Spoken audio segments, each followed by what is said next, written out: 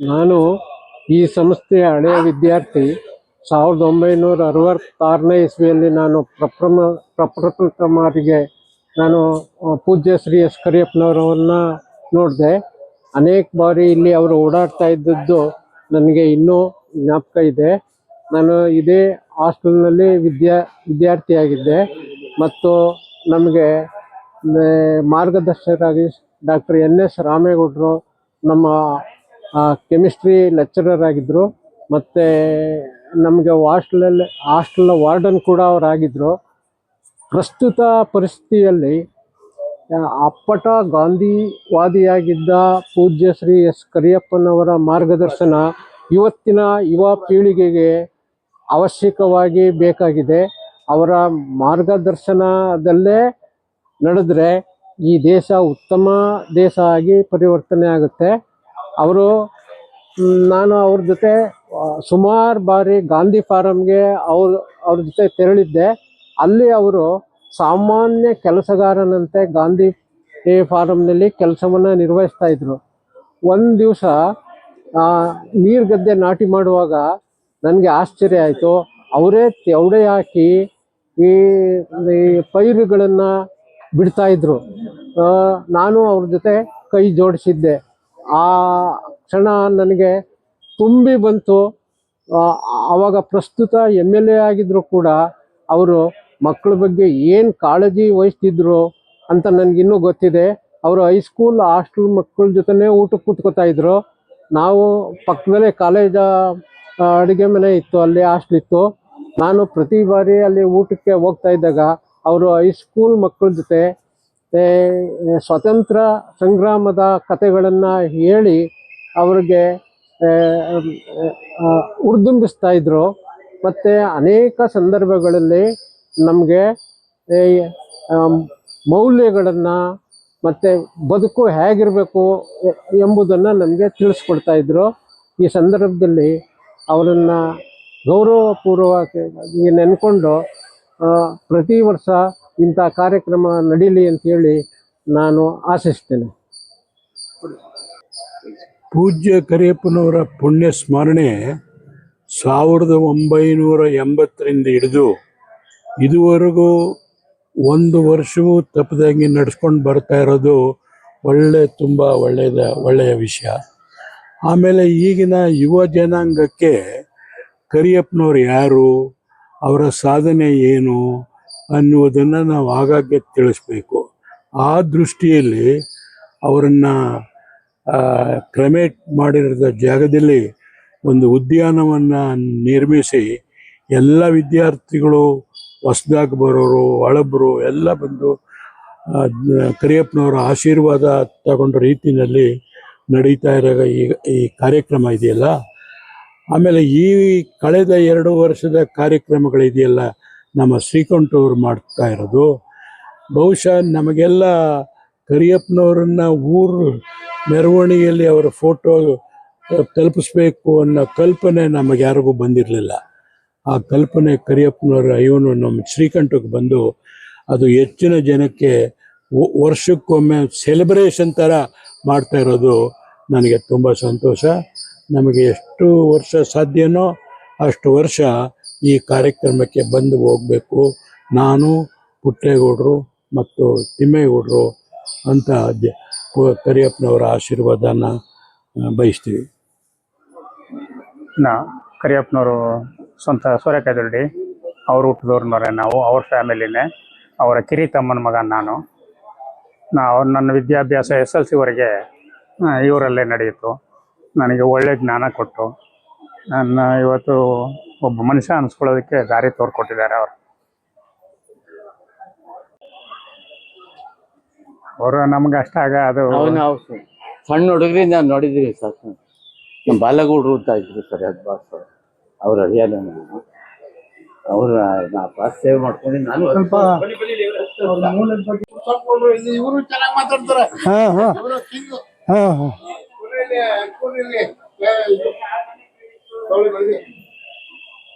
ಬನ್ನಿ ಸರ್, ಮಾತಾಡ್ಬೋದಾ?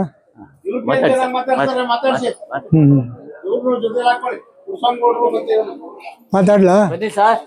ಇದಾಗತ್ತಾ? ಇಲ್ಲಿ ಬಾ ಈ ಕಡೆ ಈ ಕಡೆಯಿಂದ ಸುತ್ಕೊ ಸ್ವಾಮಿ ಪೂಜ್ಯ ಕರಿಯಪ್ಪನವರು ಎಲ್ಲ ಮಾತಾಡು ಚೆನ್ನಾಗೆ ಪೂಜ್ಯ ಕರಿಯಪ್ಪನವರು ಮೈಸೂರಿನಲ್ಲಿ ಓದಿದ್ರು. ಕೆಂಗಲ್ ಹನುಮಂತಯ್ಯನವರು ಇವರಿಬ್ರು ಒಂದೇ ಕ್ಲಾಸು ಒಂದೇ ರೂಮು. ಅಲ್ಲಿಂದ ಇವರಿಬ್ರು ವಾಪಸ್ ಬರ್ಬೇಕಾದ್ರೆ ಹನುಮಂತಯ್ಯ ನೀನೇನ್ ಮಾಡ್ತೀಯಾ, ಕರಿಯಪ್ಪ ನೀನೇನ್ ಮಾಡ್ತೀಯಾ ಅಂತ ಒಬ್ರಿಗೊಬ್ರು ಪ್ರಶ್ನೆ ಹಾಕೊಂಡ್ರು. ಆಗ ಕರಿಯಪ್ಪನವರು ನಾನು ಮಕ್ಳಿಗೆ ಪಾಠ ಹೇಳ್ತೀನಿ ಅಂದ್ರು. ಹನುಮಂತಯ್ಯನವರು ನಾನು ಲಾಯರ್ ಕೆಲಸ ಮಾಡ್ತೀನಿ ಅಂದ್ರು. ಅವಾಗ ಇಬ್ರು ವಾಪಸ್ ಬಂದ್ರು. ಕರಿಯಪ್ಪನವ್ರು ಊರಿಗೆ ಬಂದ್ಬಿಟ್ಟು ಕನಕಪುರ ಬಂದ್ರು. ನಾನು ಮಕ್ಳಿಗೆ ಪಾಠ ಹೇಳ್ಬೇಕು ಅಂತ ಅಂದ್ಬಿಟ್ಟು. ಅವಾಗ ಕನಕಪುರದಲ್ಲಿ ಅವ್ರ ಬಿಲ್ಡಿಂಗ್ ಇಲ್ಲ, ಸ್ವಂತ ಏನಿಲ್ಲ. ಅವಾಗ ನಿಮ್ಮಂಥವ್ರು ಯಾರೋ ಪುಣ್ಯಾತ್ಮರು ಒಂದು ಬಿಲ್ಡಿಂಗ್ ಕೊಟ್ರು ಮಕ್ಕಳು ಫ್ರೀಯಾಗಿ ಪಾಠ ಮಾಡೋಕೆ. ಅಲ್ಲಿ ಪಾಠ ಮಾಡ್ತಾ ಮಾಡ್ತಾ ಅವ್ರ ಮಗನ್ನೂ ಸೇರಿಸಿದ್ರು. ಅವ್ರು ಸ್ವಲ್ಪ ಮಧ್ಯ ಮಾತಾಡ್ಬೇಡಿ, ಮಾತಾಡಿಲ್ದಾರ ಅವ್ರ ಮಗನ್ನೂ ಸೇರಿಸಿದ್ರು. ಅವಾಗ ಅವ್ರ ಮಗ ಇವರು ಪೋಲಿಗಳನ್ನ ದರೋಡೆಕೋರನ್ನ ಹತ್ರ ಸೇರಿಸ್ತಾ ಇರ್ಲಿಲ್ಲ, ಅವನ್ನ ತೆಗೆದಾಕ್ಬಿಟ್ರು. ಅವಾಗ ಏನ್ ಮಾಡಿದ್ರು, ಅವ್ರು ಬಿಲ್ಡಿಂಗ್ ಬಿಡಿಸ್ಬಿಟ್ರು. ಅವಾಗ ಬಿಲ್ಡಿಂಗ್ ಬಿಡಿಸ್ಲಾಗಿ ಇವ್ರೇನ್ ಮಾಡಿದ್ರು, ಹುಡುಗರನ್ನೆಲ್ಲ ಕರ್ಕೊಂಡು ಪುಸ್ತಕ ಇದೆಲ್ಲ ಎತ್ಕೊಂಡು ಇಲ್ಲೊಂದು ಮರದ ಕೆಳಗೆ ಬಂದ್ರು. ಆ ಮರದ ಕೆಳಗೆ ಬರ್ಬೇಕಾದ್ರೆ ಅಷ್ಟೊತ್ತಿಗೆ ಜನ ಎಲ್ಲ ಗಮನಿಸಿದ್ರು, ಇವ್ರು ಏನ್ ಮಾಡ್ತಾವ್ರೆ, ಇವ್ರ ನಡತೆ ಏನು, ಇವ್ರು ಏನ್ ಮಾಡ್ತಾವ್ರೆ ಅಂತ ಗಮನಿಸಿದ್ರು. ಆಗ ನಿಮ್ಮಂತವ್ರ ಪರಮ ಪುಣ್ಯಾತ್ಮರೆಲ್ಲ ನೋಡಿ ಇಷ್ಟೊಂದು ಭೂಮಿನ ₹1 ಬಂಡವಾಳ ಇಲ್ಲದೆ ದಾನ ಕೊಟ್ಟಿದ್ದಾರೆ. ಒಂದೇ ₹1 ಬಂಡವಾಳ ಇಲ್ಲ, ಇದಕ್ಕೆ ದಾನ ಕೊಟ್ಟಿದ್ದಾರೆ. ಇವ್ರ ನಡತೆ ನೋಡಿ. ಅವರಲ್ಲಿ ಏನಪ್ಪ ಸದ್ಗುಣ ಇತ್ತು ಅಂದ್ರೆ ಶಿಸ್ತು, ಸತ್ಯ, ದಿಟ್ಟ ನಿರ್ಧಾರ. ಇವ್ರ ಮೂರೇ ಅವ್ರ ಬಂಡವಾಳ. ಆಮೇಲೆ ಇದನ್ನೆಲ್ಲ ಒಂದೊಂದು ಮೊಟ್ಟೆ ಕೊಟ್ಟವರು, ಗರಿ ಕೊಟ್ಟವರು, ಮನೆ ಹಂಚಿಕೊಟ್ಟವರು, ಮರ ಕೊಟ್ಟವರು, ಇಷ್ಟೆಲ್ಲ ವಿಶಾಲವಾಗಿ ಮಾಡಿದ್ರು ಪುಣ್ಯಾತ್ಮ. ಅವ್ರಿಗೆ ಚಿರಾಯು ಆಗ್ಲಿ, ಸ್ವರ್ಗ ಸಿಕ್ಲಿ ಅಂತ ನಾನು ಪರಮಾತ್ಮನಲ್ಲಿ ಬೇಡ್ಕೊತೀನಿ. ನನ್ನ ಹೆಸರು ಮುನಿರಾಜು MN ಅಂತ. ಮೂಲತಃ ನಾನು ಹೊಸಕೋಟೆ ತಾಲೂಕು, ಬೆಂಗಳೂರು ಗ್ರಾಮಾಂತರ. 1992ರಲ್ಲಿ ಈ ಸಂಸ್ಥೆಗೆ ಸಹ ಶಿಕ್ಷಕರಾಗಿ ಸೇವೆ ಸಲ್ಲಿಸೋದಕ್ಕೆ ಬಂದೆ.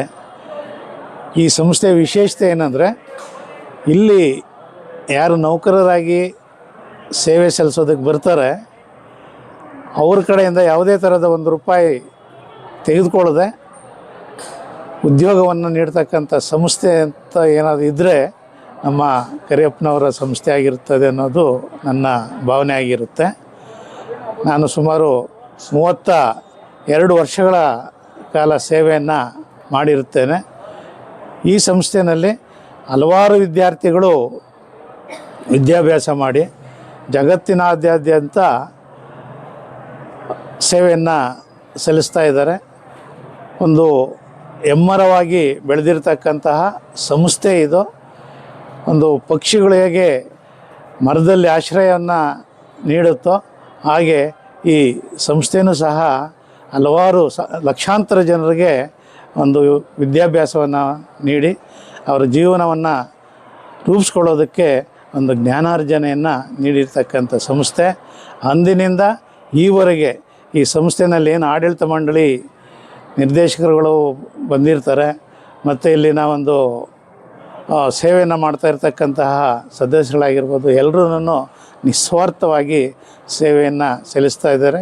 ಹೀಗೆ ಇದು ಮುಂದುವರಿಯುತ್ತೆ ಅನ್ನೋದು ನನ್ನ ಆಶೆ ಆಗಿರುತ್ತೆ. ಚೆನ್ನೇಗೌಡ, ನನ್ನ ಹೆಸರು JL ಚೆನ್ನೇಗೌಡ.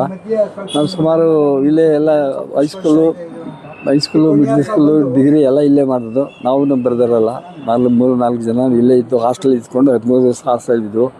ಕರೆಯಪ್ಪನವರು ನಿಜವಾಗ್ಲೂ ಹೇಳಿದ್ರೆ ಇವತ್ತು ಎಲ್ಲ ದಾನಕ್ಕಿಂತ ವಿದ್ಯಾದಾನ ಅಂದರೆ ಭಾಳ ದೊಡ್ಡದು.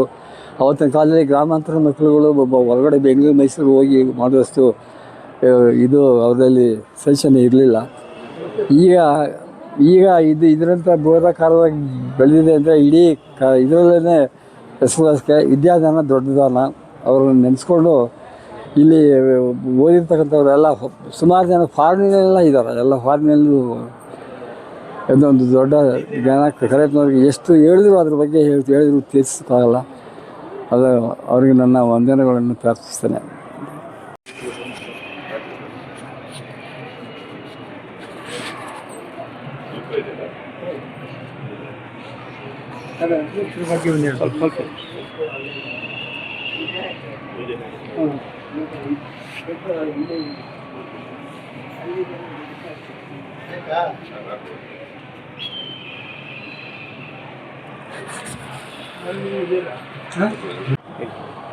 ಸ್ವಾಮಿ, ಈ ಸಂಸ್ಥೆ ಭಾಳ 1000 ವರ್ಷ ಇರಬೇಕಾದ ಸಂಸ್ಥೆ ಮಧ್ಯೆ ಸ್ವಲ್ಪ ಕುಗ್ಗೋಗಿತ್ತು. ಇವಾಗ ಸನ್ಮಾನ್ಯ ಇವರು ಶ್ರೀಕಂಠ ಅವರು ಬಂದ ಮೇಲೆ ವಿಶೇಷವಾಗಿ ಅಭಿವೃದ್ಧಿ ಆಗದೆ. ಅವ್ರಿಗೆ ತುಂಬ ನಾವೆಲ್ಲರೂ ಸೇರಿ ಆಭಾರಿಯಾಗಿದ್ದೀವಿ ಸ್ವಾಮಿ. ನನ್ನ ಹೆಸರು ಪಟೇಲ್ ಕೆ ತಮ್ಮೇಗೌಡ. ಮಂಡ್ಯ ತಾಲೂಕಿನಲ್ಲಿ ಒಂದು ಗ್ರಾಮ ಚಂದಗಾಲು ಅಂತೇಳಿ ನನ್ನ ಊರು. ನಾನು ಕರಿಯಪ್ಪನವ್ರನ್ನ 1954ರಲ್ಲಿ ವಿಧಾನಸೌಧ 2ನೇ ಅಂತಸ್ತು ಕಟ್ತಾಯಿದ್ರು. ಅಲ್ಲಿ ಕಡದಾಳ ಮಂಜಪ್ಪನವ್ರ ಜೊತೆ ನಿಂತಿದ್ರು. ನಮ್ಮಪ್ಪ ಬಂದ್ಬಿಟ್ಟು ಇದೇನು ಇಷ್ಟೊಂದು ದೊಡ್ಡ ಕಟ್ಟಡ ಕಟ್ತಾ ಇದ್ದಾರಲ್ಲಪ್ಪ ಅಂದರೆ ಆ ದೊಡ್ಡಕ್ಕೆ ಬಂದೀವಿ ಬಾ ಅಂದ್ಬಿಟ್ಟು ಕರ್ಕೊಂಡೋದ್ರು. ಅದೇ ವರ್ಷ ರಿಕ್ಷಾ ಬಂದದ್ದು ನಮ್ಮ ಮೈಸೂರು ಸಂಸ್ಥಾನದಕ್ಕೆ. ಮೊದಲು ರಿಕ್ಷಾ ಇರಲಿಲ್ಲ. ಅದು ಹನುಮಂತಯ್ಯನವರು ಇದ್ದರು. ಆವಾಗ ಹೆಸರೇನು ಅಂದರೆ ಈ ವಿಧಾನಸೌಧ ಅನ್ನೋದು ಇನ್ನೂ ಬಾಯಿನಲ್ಲಿ ಅಂದಿರಲಿಲ್ಲ. ಅವ್ರಿಗೆ ಗೊತ್ತಿತ್ತೇನೋ ಹನುಮಂತಯ್ಯನ ಕಟ್ಟಡ ಅಂತ ಇದು ಜಗತ್ ಪ್ರಸಿದ್ಧವಾಗಿತ್ತು. ಅವ್ರ ಜೊತೆಲಿ ಇವರು ಕರಿಯಪ್ಪನವರು ಬೆಳೆದವರು. ಜೊತೆಗೆ ಕರಿಯಪ್ಪನವರು ಅವ್ರಿಗೂ ಕೂಡ ತಿಳುವಳಿಕೆ ಹೇಳುವ ಮಟ್ಟದಲ್ಲಿ ಬೆಳೆದವರು. ಕರಿಯಪ್ಪನವರು ಶಿಕ್ಷಣ ಮೈಸೂರು ಮಹಾರಾಜಸ್ ಕಾಲೇಜಲ್ಲಿ ನಡೀತು, ಗ್ರ್ಯಾಜುಯೇಷನು. ಆ ಮಹಾರಾಜರ ಅರಮನೆಗಿಂತಲೂ ಮೈಸೂರು ಮಹಾರಾಜಸ್ ಕಾಲೇಜ್ ದೊಡ್ಡ ಬೆಲೆ ಇದ್ದ ಕಾಲ. ಇವ್ರ ಗುರುಗಳು BM ಶ್ರೀಕಂಠಯ್ಯನವರು, TS ವೆಂಕಣ್ಣಯ್ಯ, JC ರಾಲು, ಪ್ರೊಫೆಸರ್ ವಾಡಿಯಾ. ಇವರು ವಾಡಿಯಾ ಈ ಹೊರದೇಶದ ಸಾಂಸ್ಕೃತಿಕವಾದ ಪ್ರೊಫೆಸರು. ಅವರೆಲ್ಲ ಅವ್ರಿಗೆ ಕಡೆಯಲ್ಲಿ 28ರಲ್ಲಿ ಇವರು ಗ್ರ್ಯಾಜುಯೇಷನ್ ಮುಗಿಸಿದಾಗ ನೀವು ಹೋಗಿ ಏನು ಮಾಡ್ತೀರಿ, ಇಷ್ಟೊಂದು ಖರ್ಚು ಹಾಕಿದ್ದೀವಿ ನಿಮಗೆ, ನಿಮ್ಮ ವಿದ್ಯಾಭ್ಯಾಸದ ಗುರಿ ಏನು ಅಂದರೆ, ನನ್ನ ವಿದ್ಯಾಭ್ಯಾಸದ ಗುರಿ ನನ್ನ ಹಳ್ಳಿಗಾಡಿನ ಅಭಿವೃದ್ಧಿಗಾಗಿ ವಿದ್ಯಾಭ್ಯಾಸ ಮತ್ತು ಆ ಜನದ ಮುಂದುವರಿಕೆಗಾಗಿ ಶ್ರಮಿಸ್ತೀನಿ ಅಂತ ಹೇಳಿದರು. ಈ 42ರಲ್ಲಿ ಇಲ್ಲಿ ಹೈಸ್ಕೂಲ್ ಸ್ಥಾಪನೆ ಆದಾಗ ವಾಡಿಯಾರ ಪೇಪರ್ ತಂದಿದ್ದರು. ವಾಡಿಯಾರೇ ಬಂದು ಈ ಹೈಸ್ಕೂಲನ್ನು ಸ್ಥಾಪನೆ ಮಾಡಿದ್ದು. ಆಗ ನೋಡಿ, ಕರಿಯಪ್ಪ ಒಬ್ಬರು ಹೇಳೋದು ಮಾತು ನಡೆದಿರೋರು.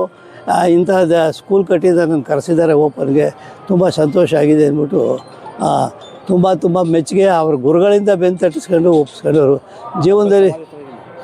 ಜೀವನದಲ್ಲಿ ತುಂಬ ನಾನೊಂದು 30 ವರ್ಷದಷ್ಟು ಅವರ ಜೊತೆಗಿದ್ದ. ಇದು 57ರಿಂದ ಈಚೆಗೆ ನಮ್ಮ ಅಪ್ಪ ಹೇಳ್ತಿದ್ರು, ಕನಕಪುರದ ಕರಿಯಪ್ಪನ ಹಾಸ್ಟ್ಲಿಗೆ ಹಾಕ್ತೀನಿ ಅಂತ ಹೇಳ್ಬಿಟ್ಟು. ಇದು ಹಾಸ್ಟ್ಲ್ ಯಾವಾಗ ನಮ್ಮ ಮಂಡ್ಯ ಅಲ್ಲಿ ಇಡೀ ಹಳೆ ಮೈಸೂರು ಸಂಸ್ಥಾನದಲ್ಲೇ ಪ್ರಸಿದ್ಧಿ. ಕಾರಣ ಏನು ಅಂದರೆ, ಕರಿಯಪ್ಪನವರು ಜೈಲಲ್ಲಿದ್ದಾಗಲೇ ಸ್ಕೂಲ್ ಮಾಡಿದರು, ಕಾಲೇಜ್ ಆಗಿರಲಿಲ್ಲ. ಮತ್ತು ಅಲ್ಲಿಂದ ಕರಿಯಪ್ಪನವ್ರ ಸಂಸ್ಥೆಯನ್ನು ಜೈಲಿನಲ್ಲಿ ಇದ್ದವ್ರಿಗೆಲ್ಲ ಇದಾಗಿತ್ತು. ಜೈಲಿನಲ್ಲೂ ಕೂಡ ಕರಿಯಪ್ಪನವರು ಬಿಟ್ಟು ಊಟ ಮಾಡ್ಕೊಂಡಿದ್ದವರೇನೆಲ್ಲ ಪಾಠ ಮಾಡೋದು, ಇಂಗ್ಲೀಷ್ ಪಾಠ. ಅದನ್ನು ಇಂಗ್ಲೀಷ್ ವ್ಯಾಕರಣ ಅವ್ರ ಥರ ಮಾಡೋರು ಯಾರೂ ಇಲ್ಲ. CD ನರಸಿಂಹಯ್ಯರು ಒಂದು ಸಾರಿ ನನಗೆ ಭೇಟಿಯಾಗಿ ಮಾತಾಡ್ತಾ ಅವ್ರಿಗೆ ನಮಸ್ಕಾರ ಸರ್ ಅಂದೆ.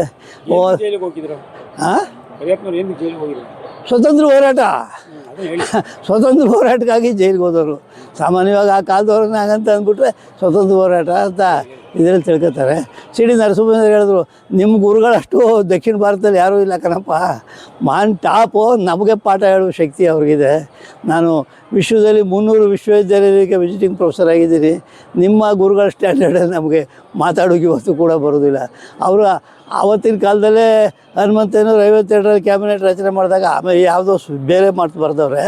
ನೀವು ಇಲ್ಲಿ ಕೆಂಗಲಲ್ಲಿ ಕರೆಸ್ಬಿಟ್ಟು, ನಿಮ್ಮ ಬಾಪ ನಾನು ವಿದ್ಯಾಮಂತ್ರಿ ಆಗಬೇಕು, ನಾನು ಕ್ಯಾಬಿನೆಟ್ ಒಳಗೆ ನಿಮ್ಮ ಜಲ್ದಿ ಅನುಭವ ಇದೆ, ಯಾವ ಕಾರಣದಿಂದ ನಾನು ಸಂಸ್ಥೆ ಕಟ್ಟಿದ್ದೀನಿ, ಸಂಸ್ಥೆ ಹಾಳಾಗೋಗ್ಬಿಡ್ತದೆ, ಅದನ್ನು ನೋಡ್ಕೋಬೇಕು, ಏನಾದ್ರು ಸ್ವಲ್ಪ ಮಾಡ್ಕೊಂಡ್ರು ಏನೋ ಕರಿಯಪ್ಪನವ್ರು ಭಾಳ ಮಾಡ್ಕೊಂಬಿಟ್ರು ಅಂತಾರೆ. ಅದೆಲ್ಲ ಆಗೋದಿಲ್ಲ, ನೀವೇ ಇದು ಮಾಡಿ ಅಂತೇಳಿ ಅವತ್ತೇ ಆ KV ಶಂಕರಗೌಡ ಅಂತ ಮಾಡಿದ ಒಂದು ಹುಡುಗ ಅವನು ನನ್ನ ಜೊತೆ ಜೈಲಿನಲ್ಲಿ ಪಾಠ ಮಾಡ್ತಿದ್ದ ಹುಡುಗ ಜನಗಳಿಗೆಲ್ಲ. ಅದರಿಂದ ಅವನನ್ನು ಮಾಡಿ ಅಂತ ಹೇಳಿದ. ಆಮೇಲೆ ಕರಿಯಪ್ಪನವರ ವಿಷಯ ಅಂತೂ ತುಂಬ ಅಪಾರವಾದದ್ದು. ಅವ್ರಿಗೆ ಈ ತಾಲೂಕಿನಲ್ಲಿ ಮೊದಲು BA ಪಾಸ್ ಮಾಡಿದವರು ಕರಿಯಪ್ಪನವರೊಬ್ಬರು, AC ಮುನಿದೇವಯ್ಯ ಅಂದ್ಬಿಟ್ಟು ಯೂರೋಪ್ ಸಂದರ್ಭದವರು. ಅವರು ಇನ್ನೊಬ್ಬರು DS ಲಿಂಗೇಗೌಡ ಅಂದ್ಬಿಟ್ಟು ಕೋಆಪ್ರೇಟಿವ್ನಲ್ಲಿ ವರ್ಕ್ ಮಾಡಿದವರು. 3 ಜನ ಮೊದಲು ಗ್ರ್ಯಾಜುಯೇಟ್ ಆದವರು ಈ ತಾಲೂಕಿನಲ್ಲಿ. ಆ ಗ್ರ್ಯಾಜುಯೇಟ್ ಅದಕ್ಕೆ ಇವರ ಮೊದಲನೇ ಶಿಷ್ಯರು ಅಂದರೆ ಜುವಾಲಜಿ ಪ್ರೊಫೆಸರ್ NS ವೀರಪ್ಪ ಅಂತಿದ್ರು, ಸಾತ್ನೂರವರು. ಅವರೊಬ್ಬರು ಹಕ್ಕೂರು ಮುನಿದಾಸೇಗೌಡರು. ಇವರಿಬ್ಬರು ಮೊದಲು ಶಿಷ್ಯರು. ಇವರು ಭಾಳ ಅಚ್ಚುಮೆಚ್ಚಿನ ಡ್ರೆಸ್ಸು ಅಂದರೆ ಬಿ ಎಮ್ ಶ್ರೀಕಂಠರು ನಿಮ್ಗೆ ಇಷ್ಟ ಬಂದು ಬಟ್ಟೆ ಹಾಕೋ ಬರೋ ಅಂತ ಟಿ ಎಸ್ ವೆಂಕಣ್ಣರವರು ಗುರುಗಳಿಬ್ಬರು ಮಾತಾಡ್ಕೊಂಡಿದ್ರು. ಇಷ್ಟ ಬಂದು ಬಟ್ಟೆ ಹಾಕೋ ಬರ್ಬೇಕಾ, ಬರ್ತೀವಿ ಹಾಗೆ ಅಂದ್ಬಿಟ್ಟು ಇವ್ರು ಕರಿಯಪ್ಪನವರು ಈಗೇನು ಡ್ರೆಸ್ ಅದೇ ಆ ಡ್ರೆಸ್ಸಲ್ಲಿ ಹೋಗ್ಬಿಟ್ರು. ನನಗೆ ಶಿಷ್ಯನೇ ಹೊರತು ನಾನು ಇಷ್ಟು ಇಲ್ಲ, ನಿನ್ನ ನಿಧಾನ, ನಿಮ್ಮ ಶಮ್ಯಮ್ಮ, ನೀವು ಇದೆಲ್ಲ ನೋಡಿ ವೆಂಕಣ್ಣಯ್ಯ ನಿನ್ಕಂಡ್ರೆ ಜಾಸ್ತಿ ಆಸೆ ನಮ್ಮ ಶಿಷ್ಯನಿಗೆ ಹಾಗೆ ಅಂತೇಳಿ ಎಲ್ಲ ಅವ್ರ ಥರ ಇಡೀ ನಮ್ಮ ಹಳೆ ಮೈಸೂರು ಸಂಸ್ಥಾನಕ್ಕೆ ವಿದ್ಯಾಭ್ಯಾಸದಲ್ಲಿ ಕಣ್ಣು ಕೊಟ್ಟವರು. ಇವ್ರ ಬಗ್ಗೆ ಯಾರಿಗೂ ಆರೋಪ ಇಲ್ಲ. ಸಿ ಜೆ ಮುಕ್ಕಣ್ಣಪ್ಪ ಬಂದು ವಿದ್ಯಾಮಂತ್ರಿ ಆಗಿದ್ದಾಗ ಹೋಳಿದ್ರು, ಅಣ್ಣಾರಾವ್ ಗಣಮುಖಿ ಬಂದಿದ್ದರು. ಭಾಳ ಜನ ಅವ್ರ ಬಗ್ಗೆ ತುಂಬ ಅಭಿಮಾನ ಉಳ್ಳವರು. ನಾವಂತೂ ಕರಿಯಪ್ಪನವರು ಅಂದರೆ ಕಣ್ಣು ಬಾಯಿ ಬಿಡ್ತೀವಿ, ಆ ಮಟ್ಟಕ್ಕೆ ನಮ್ಮನ್ನು ಬೆಳೆಸಿದ್ದಾರೆ. ಇವತ್ತು ನಾನು ನಮ್ಮೂರಲ್ಲಿ ಯಾವ ಒಂದು ಅಂಗಡಿ ಹೋಟ್ಲ ಹತ್ರ ಹೋಗದೇ ಇರಬೇಕಾದ್ರೆ, ನಾನು ಎಲ್ಲೂ ಒಂಚೂರು ಮತ್ತು ಬರೋದು ದ್ರವ ತಗೋದೇ ಇರಬೇಕಾದ್ರೆ, ಬೀಡಿ ಸಿಗರೇಟ್ ನೋಡದೇ ಇರಬೇಕಾದ್ರೆ ಕರಿಯಪ್ಪನವರೇ ಕಾರಣ. ನಮ್ಗೆ ಯಾರು ಎಲ್ಲಿ ನಮಸ್ಕಾರ ಮಾಡಿದ್ರು ಅದೆಲ್ಲ ನಾನು ಅವ್ರು ನಮಸ್ಕಾರ ಮಾಡ್ದಾಗಲೇ ಕರಿಯಪ್ಪನವ್ರ ಪಾದಗಳು ಕತ್ತೀನಿ. ಅದನ್ನ ಕರಿಯಪ್ಪನವ್ರ ಪಾದ ನೆನೆಕೊಳ್ಳೋದು ನನ್ನ ಪುಣ್ಯ. ಭಾಳ ನಮ್ಮ ತಂದೆಯವರು ತುಂಬ ಅಚ್ಚುಮೆಚ್ಚಾಗಿದ್ದರು. ಅವ್ರು ಯಾವಾಗಲೂ ಒಂದು ಸಾರಿ ಕರಿಯಪ್ಪನವ್ರು ನಾನು ಮದುವೆಗೆ ಬರ್ತೀನಿ ಅಂತ ಹೇಳಿದರು, ಬರೋಕ್ಕಾಗಲಿಲ್ಲ. ಆಮೇಲೆ ಒಂದು ಲೆಟ್ರ್ ಬರೆದ್ರು ಭಾಳ ದಿನದ ಮೇಲೆ, ಹೀಗೆ ನನಗೆ ಅಸೆಂಬ್ಲಿ ಇತ್ತು ಕಣಪ್ಪ, ಬರೋಕ್ಕಾಗಲಿಲ್ಲ, ಒಳ್ಳೆ ಜೀವನ ದೊರೀಲಿ, ಸಮಾಜ ಸೇವೆ ಮಾಡುವಂಥ ಜೀವನ ದೊರಕಲಿ ಅಂತ ಹೇಳ್ಬಿಟ್ಟು. ಆಮೇಲೆ ನಾವು ಒಂದು ಸಾರಿ ಅವ್ರಿಗೇನಾದರೂ ಕೊಡಬೇಕು ಅಂದ್ಬಿಟ್ಟು ತಗೊಂಬಂದು ಒಂದು ಅಮೌಂಟ್ ಕೊಡಬೇಕು ಅಂತ ನಮ್ಮ ತಂದೆ, ಅಯ್ಯೋ ಇಲ್ಲ ಅದೆಲ್ಲ ಬೇಡಿ ಅಂದ್ಬಿಟ್ಟು ಆಮೇಲೆ ಭಾಳ ಬಲವಂತ ಮಾಡೋದಕ್ಕೆ ನಾಗೇಶ್ ಅಂತಿದ್ರು ಆರ್ ಎಸ್ನಿಂದ ಒಂದು ರಸೀದಿ ಹಾಕಿ ಕಳಿಸಪ್ಪ, ಅದೇನೋ ಬಂದಿದ್ದಾರೆ ಪಾಪ ಅಂದ್ಬಿಟ್ಟು. ಅಷ್ಟೊಂದು ನಿಷ್ಠೆ, ಯಾವುದನ್ನು ಅಪವೃತವಾಗಿ ಕೈ ಬಾಯಲ್ಲಿ ಮುಟ್ಟು ತಗೊಂಡವ್ರೆ. ಅದೊಂದು ತೊಳೆದ ಕೈ. ಅವ್ರು ಕಂಡ್ರೆ ಈ ತಾಲೂಕಿನಲ್ಲಿ ಪ್ರಾಣ ಇವತ್ತಿನ ರಾಜಕೀಯ ದೊಡ್ಡ ರಾಜಕೀಯ ಆಗ್ಬಿಟ್ಟದೆ ಬಿಡಿ, ಜ್ಞಾನ ಇರೋ ರಾಜಕೀಯ ಅಲ್ಲ. ಅವತ್ತು ಈ ತಾಲೂಕಿನಲ್ಲಿ MLA ಆಗೋ ಕ್ಯಾಂಡಿಡೇಟ್ ಆಗುವಂಥವ್ರು 50 ಜನಗಳಿದ್ದರು. ಅವ್ರದ್ದು ಹಳೆ ಅಸೆಂಬ್ಲಿಲೇ ಎಲ್ಲ ಈ ಅವರ ಮಿರ್ಜಾ ಇಸ್ಮಾಯಿಲ್ ಟೈಮ್ ಪೂರ ಇವರು ಅಲ್ಲಿ ಮೈಸೂರು ಅಸೆಂಬ್ಲಿ ಸದಸ್ಯರಾಗಿದ್ದರು. ಎದುರುಗಡೆ ಕೃಷ್ಣರಾಜ ಒಡೆಯರು ಅವ್ರು ತಾವು ಕೂತು ಅವ್ರು ತಾವು ಕಲ್ತು ಪಾಠ ಇವ್ರಿಗೆ ಗೊತ್ತಾದ್ದು ಅವ್ರು ಹೇಳಿದವರು. ಅವರೊಂದು ಸೆಷನ್ ಮಾಡ್ತಿದ್ರು. ಇಲ್ಲಿ ಒಂದು 4-5 ಮರ ಇದ್ದು, ಬಾವಿ ನೀರಿದ್ದು ಒಂದು ಬಾವಿ ಇತ್ತು, ಅಲ್ಲಿ ಕೂತ್ಕೊಂಡು ಎಲ್ಲನೂ ಕರೆಸ್ಬಿಟ್ಟು ಯಾವ್ಯಾವ ಊರಿಗೆ ಏನೇನು ಬೇಕು ಹೇಳಿ ಅಂದ್ಬಿಟ್ಟು ಬಡ್ಜೆಟ್ಟಿಗೆ ಸೇರಿಸೋದಕ್ಕೆ ಅವ್ರಿಗೆ ಯಾವ್ಯಾವ್ದು ಬೇಕು ಅಂತ ಹೇಳ್ತಾರೆ.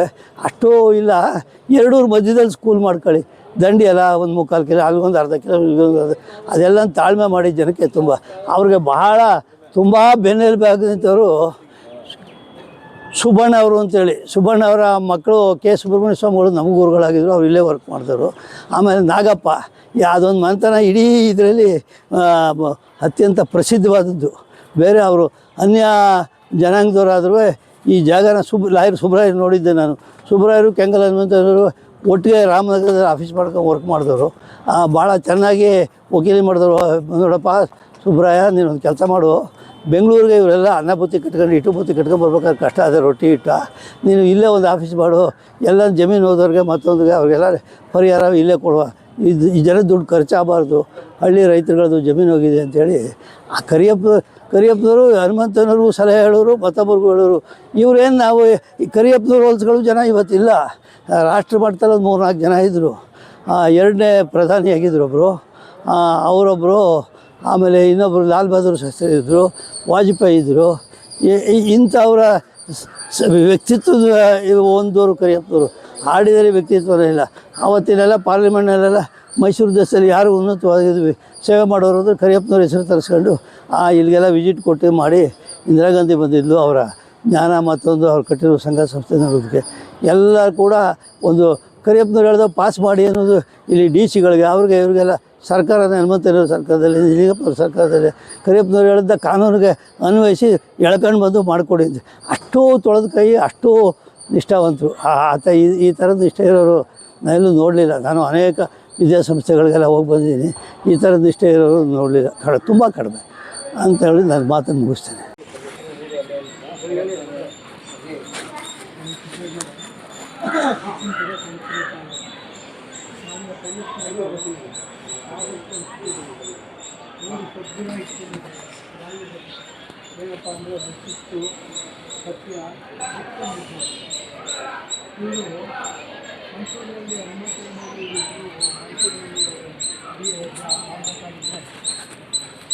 ಮುಗಿಸುವಾಗ ಇಬ್ಬರು ವಾಪಸ್ ನಾನು ಲಾಯಕ್ ಕೆಲಸ ಮಾಡ್ತೀನಿ ಅಂತ ನಾನು ಮತ್ತೆ ಪಾಠ ಹೇಳ್ತೀನಿ ಅಂತ ಅಂದ್ಬಿಟ್ಟು